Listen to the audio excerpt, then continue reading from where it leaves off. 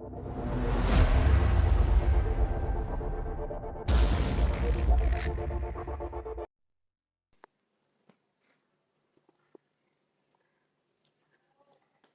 আমরা দেখব গুণোত্তর ধারা।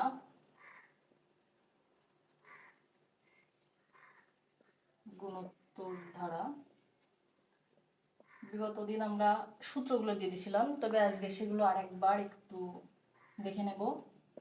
একে ছিল এনতম পদের মান, আমি শর্টকাট লিখলাম একটু, এনতম পদের মান a r to the power n minus 1 এটা ছিল, এবং আমাদের এনতম পদের সমষ্টি এস এন যেটা, এর দুইটা সূত্র ছিল a into r to the power n minus 1 r minus 1, এবং আরেকটি ছিল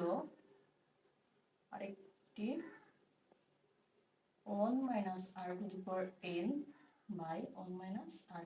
এটা দুইটার ক্ষেত্রে শর্ত ছিল এটা যদি আর যদি একের থেকে বড় হয়, এবং এই ক্ষেত্রে এক যদি আর থেকে বড় হয়, তার মানে যে বড় হবে সে শুরুতে থাকবে। এইটাই হচ্ছে আমাদের এইখানে সূত্র ছিল। এবং আরেকটা সূত্র আমরা বলেছিলাম সাথে, অসীমিতক সমষ্টির সূত্র এস ইনফিনিটিভ, মানে অসীম পর্যন্ত যদি কোনো সংখ্যার সমষ্টি বের করতে বলে তখন এ বাই 1 মাইনাস আর, এবং এই ক্ষেত্রে শর্ত হবে আর অবশ্যই একের থেকে সবসময় ছোট থাকবে। আর এর মান যদি একের থেকে বড় হয় সেক্ষেত্রে তার অসীমিতক সমষ্টি থাকে না। তো এই ক্ষেত্রে আমরা গুণোত্তর ধারার যে তিনটা সূত্র, এর ভিত্তিতে যাবতীয় যত অঙ্ক সবগুলো দেখে নিতে পারি।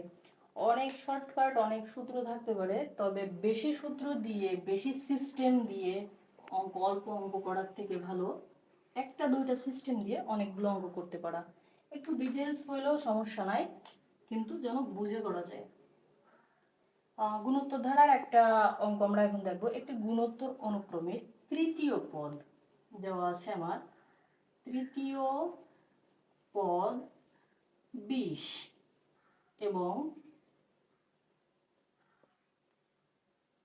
ষষ্ঠ পদ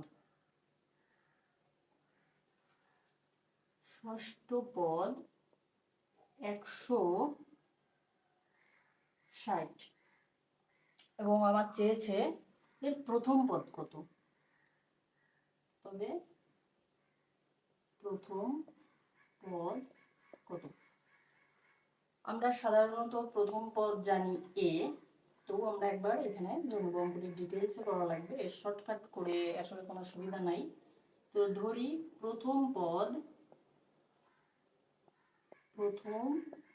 পদ এ এবং সাধারণ অনুপাত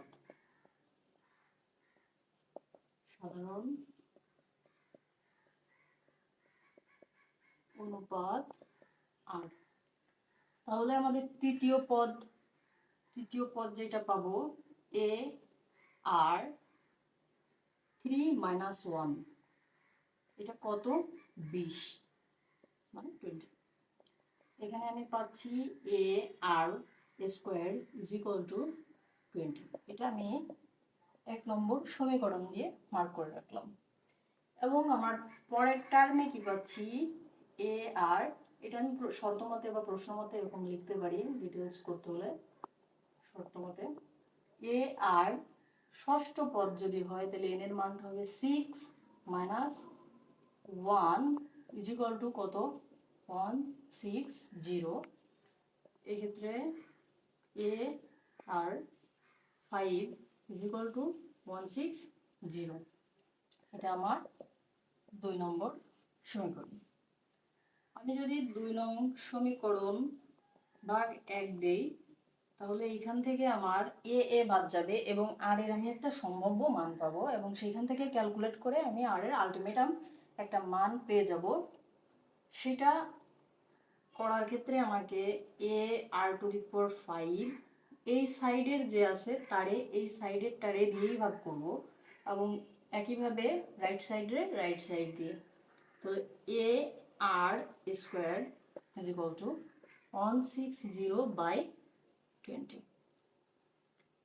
এই ক্ষেত্রে এ আমার বাদ গেল, এখানে আমরা জানি পাওয়ার পরে ভাগের সময় বিয়োগ হয়ে যায়, তাহলে আর এর পাওয়ার আছে 5 এবং নিচে আছে 2, দুইটা থেকে মাইনাস করে দিলে আর এর পাওয়ার পাবো 3।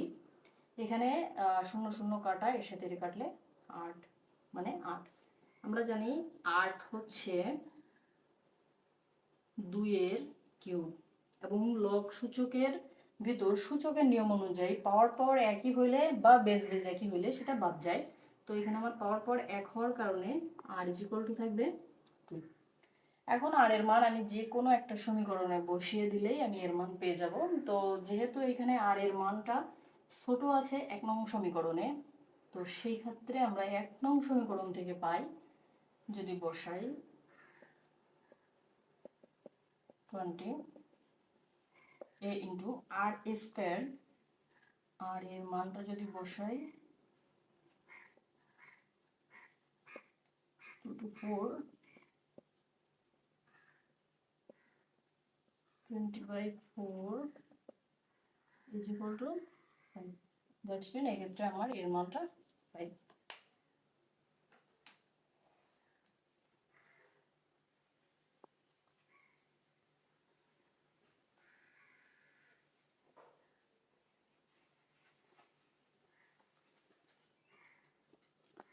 একইভাবে আমাদের n-তম পদ দিয়ে যদি বলে, তো আরেকটা অঙ্ক আমরা দেখতে পারি 1/√2 1√2। যদি এইভাবে একটা ধারা চলমান থাকে, তবে বলা হয়েছে যে এর কততম পদ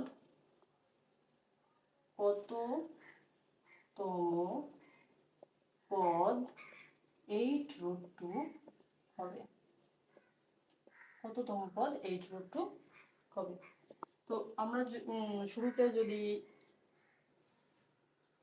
মান বের করতে হয়, এই ক্ষেত্রে আমরা এই যে অ্যান্সারটা আমাদের সম্ভাব্য যে বলছে যে কততম পদ 8√2 হবে, আমরা এখানে মনে করব বা ধরি, যে কোনোটা লেখা যাবে, যে ধরি n-তম পদ 8√2।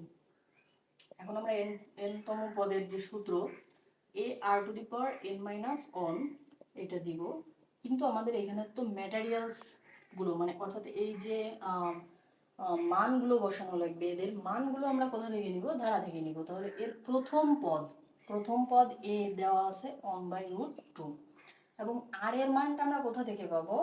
r ইজ ইকুয়াল টু দ্বিতীয় পদ ভাগ প্রথম পদ, আবার এটা সমান হবে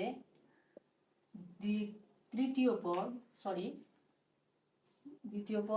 ভাগ প্রথম পদ, এবং তৃতীয় পদ ভাগ দ্বিতীয় পদ। এইভাবে যদি হয়, তো দেখা যাচ্ছে এই ক্ষেত্রে √2, এবং আমার এই ক্ষেত্রেও √2ই থাকবে, কারণ 1 ইন্টু এটার ভাগের সময় যদি উল্টায় দেওয়া হয়, তাহলে √2/1 1 বাদ এবং √2। তো আমি দেখতে পাচ্ছি যে আর এর মান অবশ্যই এখানে আমি √2ই পাচ্ছি উভয় ক্ষেত্রে। তো এখানে আমি যদি আর এর মানটা √2 বসাই, তাহলে আমার অ্যান্সারটা পেয়ে যাব। এখানে এর মান আমি পাচ্ছি 1/√2, এর মান হচ্ছে 1/√2, এবং আর এর মান হচ্ছে অনলি √2। তো এই মান যদি আমি বসাই, এখন দেখা যাক এখানে কি হয়। √2 এখানে n-1 ইজ ইকুয়াল টু এখানে 8√2। এখানে আমার 1/√2 হচ্ছে গুণ আছে, আমি এই পাশে দিয়ে দিলে ভাগ হয়ে যাবে। এখানে √2, তারপর n-1, এখানে হচ্ছে আমার গুণ ভাগ হয়ে যাওয়ার ক্ষেত্রে যে নিচে আছে সে উপরে, আর যে উপরে আছে সে নিচে। বিষয়টা এরকম খানিকটা। এইখানে √2 n-1, এইখানে আমার তাহলে ওভারঅল কয়টা √2 হলো? এখানে আছে কয়টা? 8 এর ভেতর 8 into 4 into 4, sorry 4 into 2, 2 into 2 into 2, মানে এদের প্রত্যেকের ভিতর যদি আমি 2টা করে √2 থাকে, তো সেই সুবাদে এখানে 2টা, এখানেও 2টা, মোট 6টা √2 পাবো। তাহলে √2 পাওয়ার যদি 6 দেওয়া হয়, তাহলে সেই ক্ষেত্রে যা পাবো তা 8-এর সমতুল্য।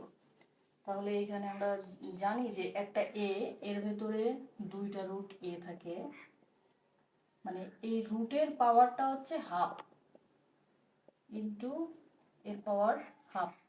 তাহলে এইটা এ, এর পাওয়ার পাওয়ার যখন গুণ হবে এ পাওয়ার পাওয়ার হয় যোগ, এবং এই ক্ষেত্রে এর মান আসে, এর পাওয়ার আসে হচ্ছে 1, এবং এই একটা দেখা যায় না বা দেওয়া লাগে না বিধায় এ ইজ ইকুয়াল টু আমরা এই লিখি, এবং এই ক্ষেত্রে এর পাওয়ার আমার হাফ করে থাকার জন্য দুইটা রুট এ পাবো। একইভাবে 2, 3 সব কিছুর ভেতরই দুইটা করে রুট 2 পাওয়া যায়। তাহলে এর 6টা, এই একটা 7টা, এই একটা 8টা, আমার এখানে মোট রুট 2 আছে 8টা। এখন আমি বলেছিলাম যে সূচকের নিয়ম অনুযায়ী আমাদের বেস বেস বা পাওয়ার পাওয়ার একই হলে সেটা বাদ দেওয়া যায়। তো এই ক্ষেত্রে আমরা বেস বেস বাদ দিয়ে দিতে পারি, তাহলে আমার থাকবে n-1 ইজ ইকুয়াল টু 8, এবং এইখানে n ইজ ইকুয়াল টু 8, এখানে প্লাস 1 আছে, 8 প্লাস 1 যদি দিয়ে দিই তাহলে n ইজ ইকুয়াল টু 9, অর্থাৎ 9তম পদ যেটা সেটা হচ্ছে আমার 8√2 হবে।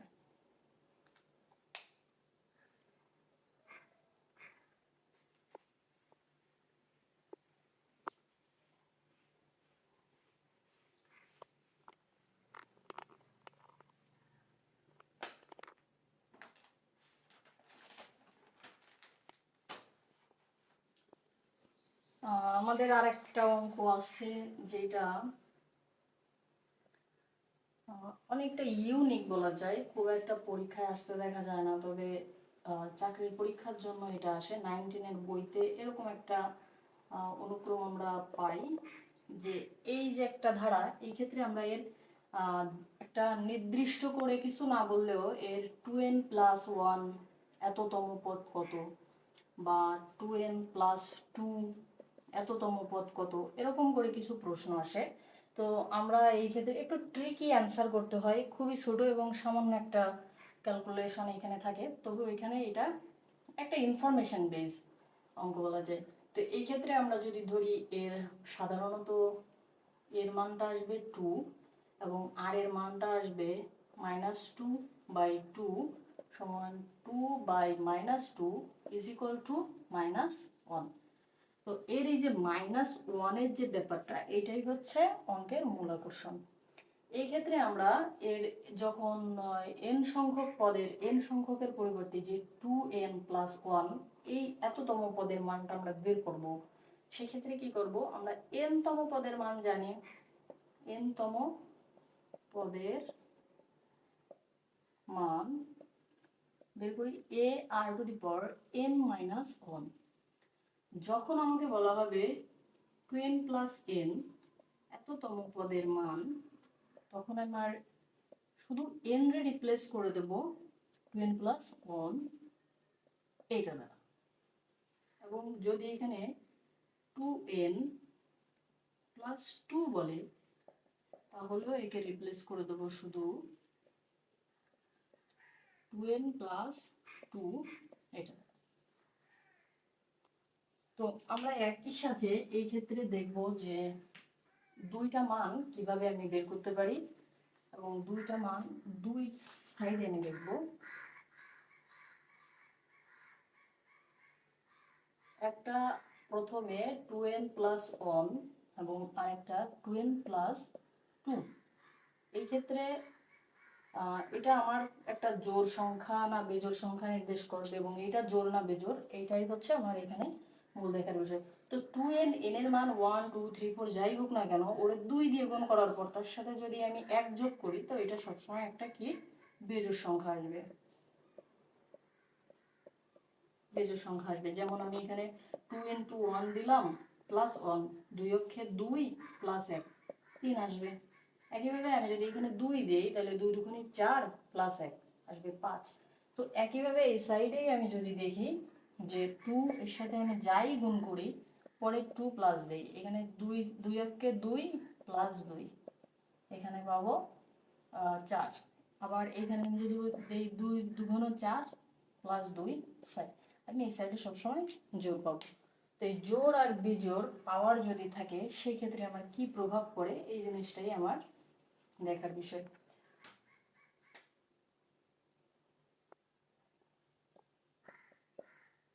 আমার এই ক্ষেত্রে n-তম পদের মান, তাহলে n-তম পদের মান আমি কি দেবো, এখানে 2n প্লাস 1 তম পদের মান না, এখানে অ্যাকচুয়ালি চেয়েছে সমষ্টি।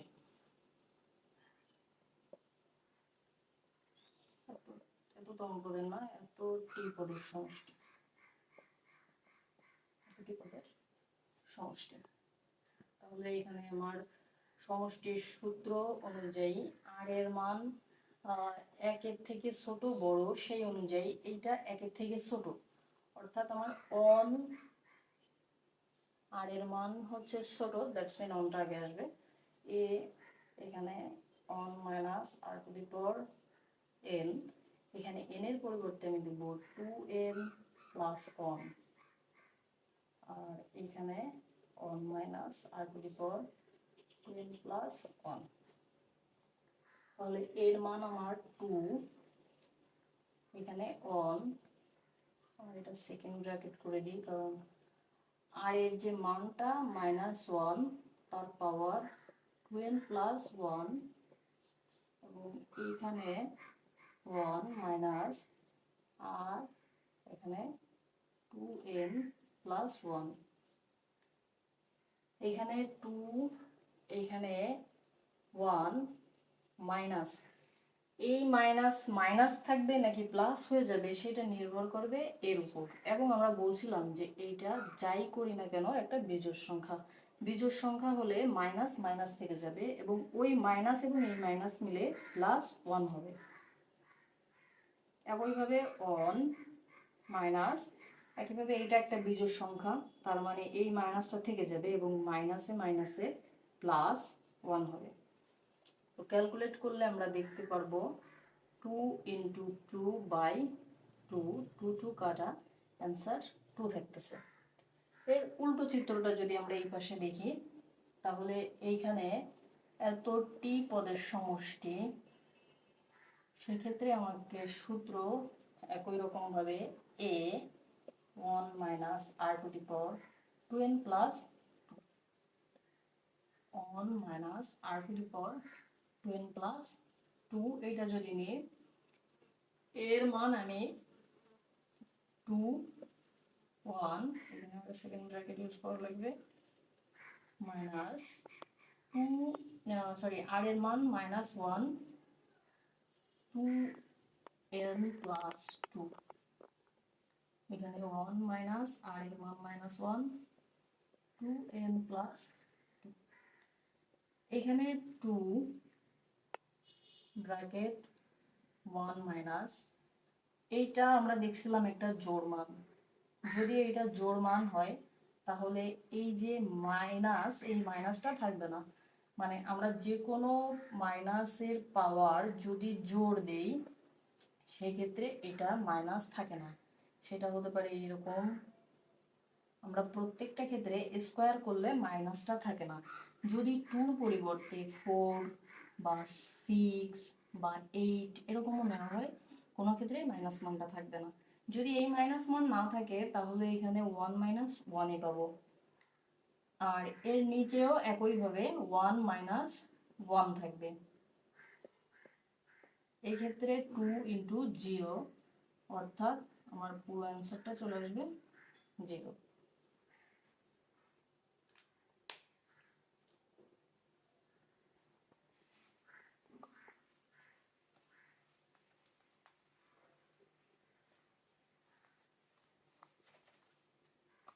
আমরা এখন আমাদের তৃতীয় সূত্র দিয়ে একটা অঙ্ক দেখব, অর্থাৎ অসীমিত সমষ্টির একটা অঙ্ক দেখব।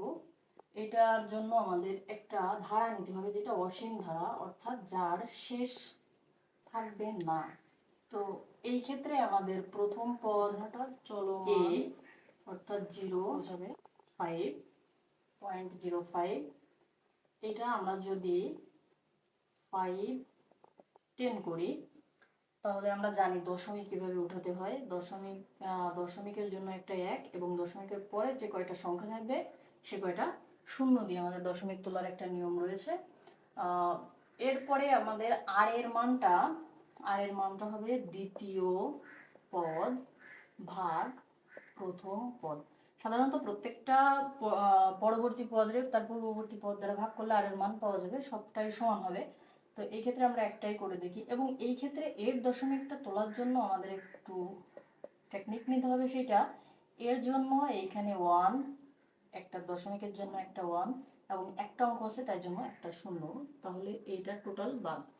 একইভাবে এইখানে আমার দশমিকের জন্য একটা 1 এবং 2টা অঙ্ক আছে দশমিকের পর, এই কারণে 2টা 0, তাহলে এরও পূর্বের যে দশমিক ফরম্যাট এটা বাদ। এখন আমার 0 0 কাটা, 5 5 কাটা, এখানে আমার থাকতেছে 1/10, অর্থাৎ আর এর মানটা পাচ্ছি আমি 1/10। অসীমিতক সমষ্টি এস ইনফিনিটিভ, এটা আমরা এখানে যদি বলে যে এটা ইনফিনিটিভ পর্যন্ত আছে, তাহলে এর সমষ্টি বের করো। সেই ক্ষেত্রে এস ইনফিনিটিভের সূত্র আমরা জানি এ 1 মাইনাস আর, এবং আমরা এই ক্ষেত্রে জানি যে আর এর মান সবসময় 1-এর থেকে ছোট হয়। এর মানটা পাচ্ছি আমি 5/10, এবং 1 মাইনাস আর এর মান 1/10, ক্যালকুলেট করলে 5/10, 1, এখানে লসাগু হচ্ছে আমার 10, এখানে পাচ্ছি 10 মাইনাস 1, তার মানে এখানে পাচ্ছি 5 10, আমি উল্টায় দিলে 10 উপরে এবং 9 হচ্ছে নিচে, 10 10 বাদ 5/9। এটা হচ্ছে আমার অসীমিতক সমষ্টির মান।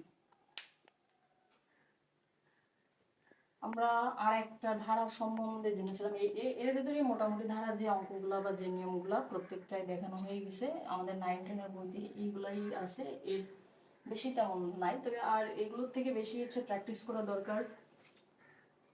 এছাড়া আমাদের ধারার আর একটা টপিক আমরা বলছিলাম, সেটা হচ্ছে বিপরীত ধারা। বিপরীত ধারাটা আসলে কি?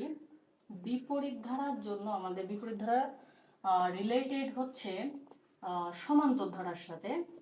যখন সমান্তর